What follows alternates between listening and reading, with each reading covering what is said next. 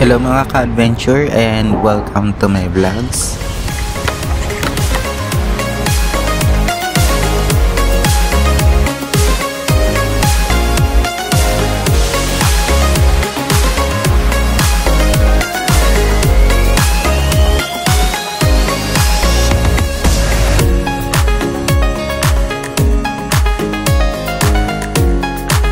Mga ka-adventure, as of now ay nandito tayo sa Cavite.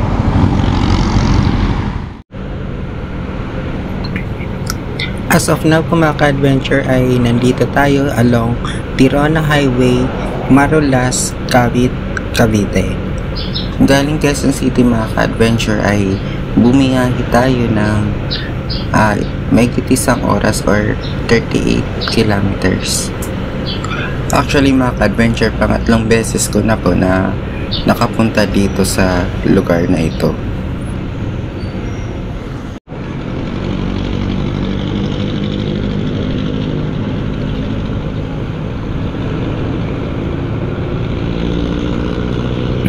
At sa ngayon mga ka-adventure ay nasa likuran po ako ng isang sasakyan na dito lamang makikita sa Cavite. Sabi ng karamihan mga ka-adventure, ang tawag daw nito ay baby bus. Ang bayan ng Kawit mga ka-adventure ay kilala bilang lugar na kung saan dito'y pinanganak ang pinakaunang presidente ng Pilipinas na si General Emilio Aguinaldo.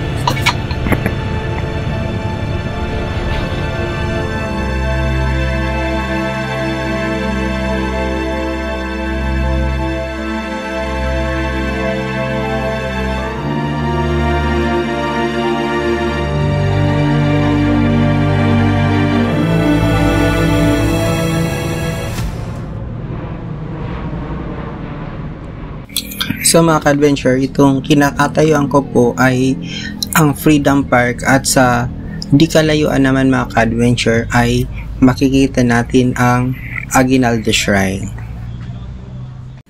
Ang shrine na ito mga ka-adventure ay ang ancestral house ni General Emilio Aguinaldo.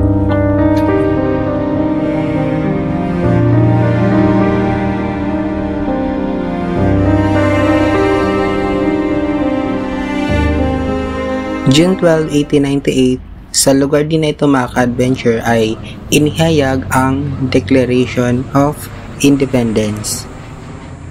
Sa balkonahing ding ito mga ka-adventure ay iwinagayway ni General Emilio Aguinaldo ang watawat ng Pilipinas, habang binabasa naman ni Don Ambrosio Rianzalis Bautista ang Declaration of Independence. Sa Freedom Park din na ito mga ka-adventure ay makikita natin ang kopya ng Declaration of Independence. Pero mga ka-adventures, may isang bagay lang talaga akong natuklasan habang binabasa ko ito.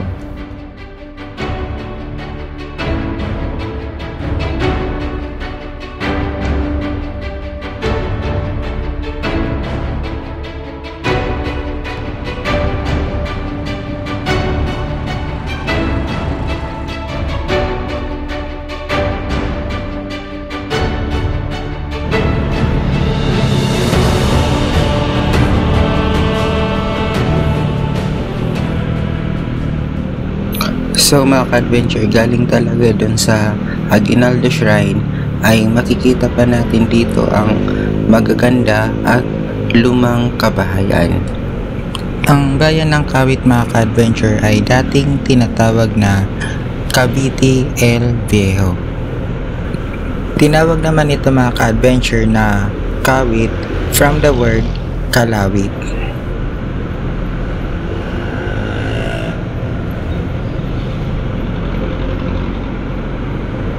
Itong lugar na ito mga ka-adventure ay ang poblasyon ng Kawit, Cavite.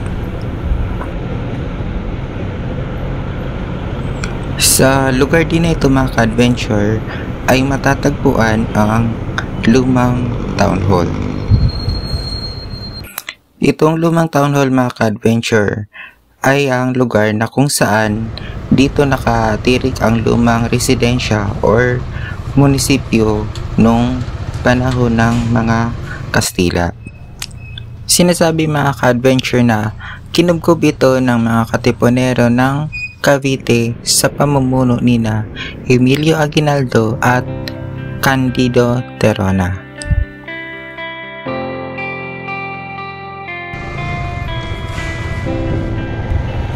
Sa di kalayuan naman mga ka-adventure ay nakatayo ang monumento ni General Candido Terona.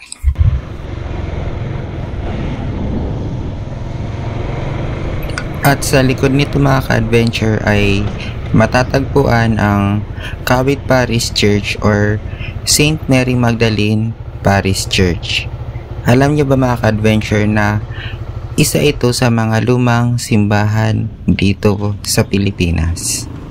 1624 ay dumating yung mga paring Hisweta at pinalaganap ang Kristyanismo sa lugar at itinayo dito ang simbahang gawa sa kahoy. Ang Kawit Cavite noon mga ka-adventure ay itinuturing na Red Hot District at dahil sa pangit na imahe ng bayang ito ay ipinag-utos ng dating Arsobispo ng Manila na i-dedicate ito kay St. Mary Magdalene. Sa simbahang ding ito mga ka-adventure ay dito bininyagan ang pinakaunang presidente na si General Emilio Aguinaldo at sinasabi na yung baptismal certificate ay matatagpuan di umano sa malapit sa altar. As of now po mga ka-adventure ay along Tirona Highway ulit tayo at alam nyo ba na ang kaling ito ay ipinangalan kay Daniel Tirona, kapatid ni General Candido Terona. Pag diniretso natin itong kalyeng ito mga ka-adventure ay papunta po ito sa Wakas Public Cemetery.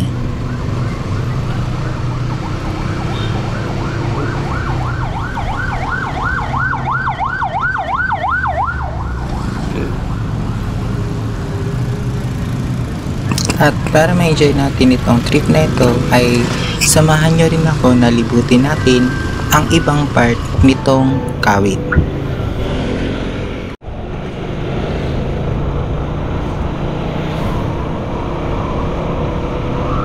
Sa lugar na itong adventure ay hindi talaga masyadong matraffic.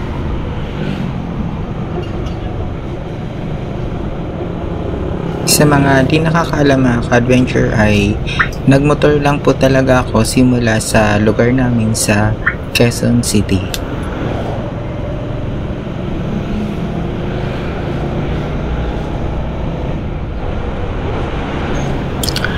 So mga ka-adventure, as of now po ay nandito tayo along Panamitan, Kawit, Cavite.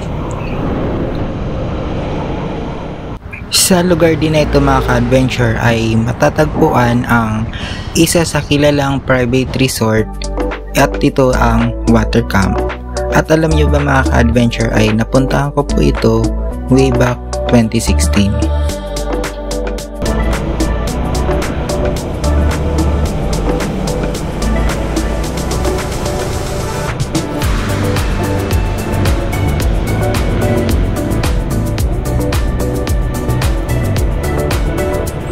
Pag diniretso natin mga ka-adventure itong highway na ito ay papunta na po ito sa Noveleta, Cavite.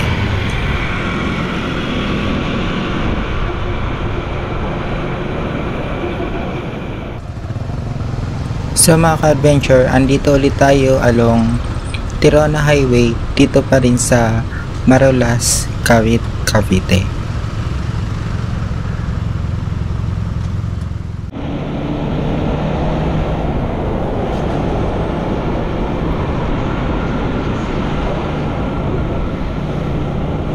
So mga ka-adventure, as of now po ay nandito na ako along Covelandia, Binakayan, Kawit, Cavite.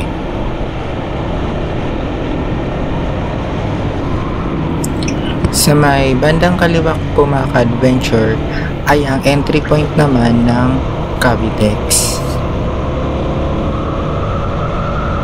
So far mga ka-adventure, ang ganda talaga ng takbo ng pagmumotor ko ngayon.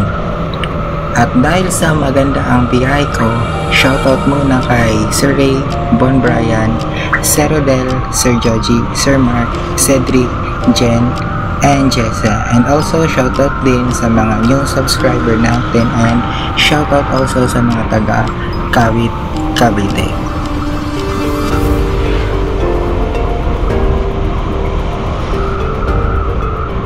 Isa sa mga napansin ko po mga ka-adventure sa lugar na ito ay may mga itinatayo na talagang matataas na gusali.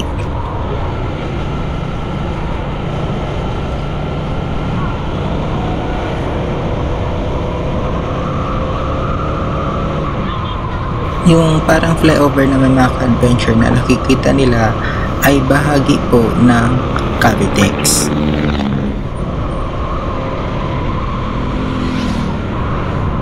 So mga ka-adventure, napansin ko po sa may banda rito sa bandang kaliwa ko ay meron na pong matataas na building. Kaya lang mga ka-adventure, sa ngayon hindi ko pa alam ang tawag sa lugar na ito. Dito po pala mga ka-adventure sa Binakayan ay naganap ang isa sa malaking panalo ng Pilipino laban sa mga Kastila. Ito ay kilala mga ka-adventure sa tawag na The Battle of Binakayan. Sa tapat naman nito mga ka-adventure, nitong malaking gusaling ito ay matatagpuan ang isang monument or the Monument of the Battle of Binakayan. So far mga ka-adventure, naging matagumpay man talaga ang The Battle of Binakayan. Subalit kasama sa nasawi mga ka-adventure si General Candido Terona.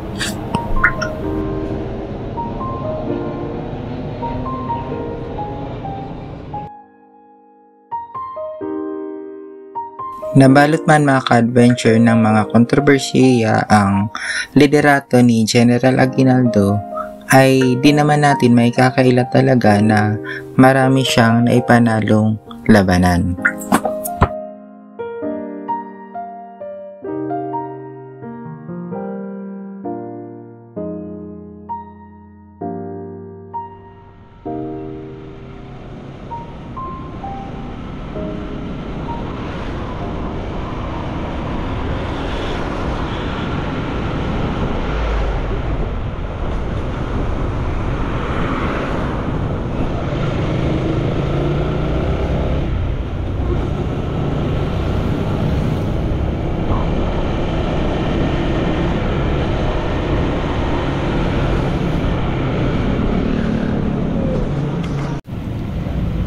As of now po mga ka-adventure ay nandito po tayo sa dulo nitong Covilandia Road.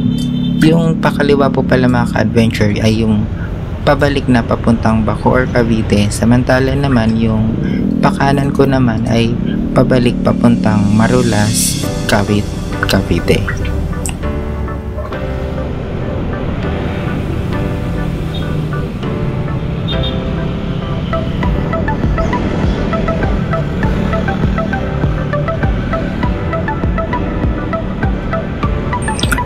At sa ngayon mga ka-adventure ay nandito po tayo along Tirona Highway, Binakayan, Kawit, Cavite.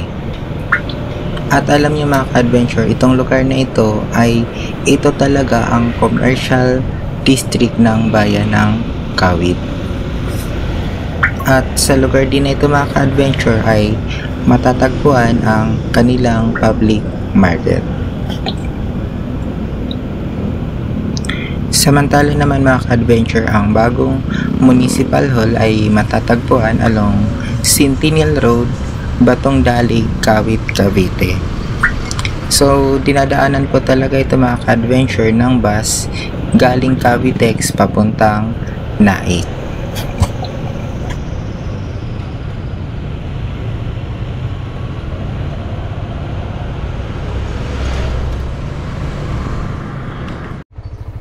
And that's all for this vlogs mga ka-adventure, and thank you for watching and see you on my next video.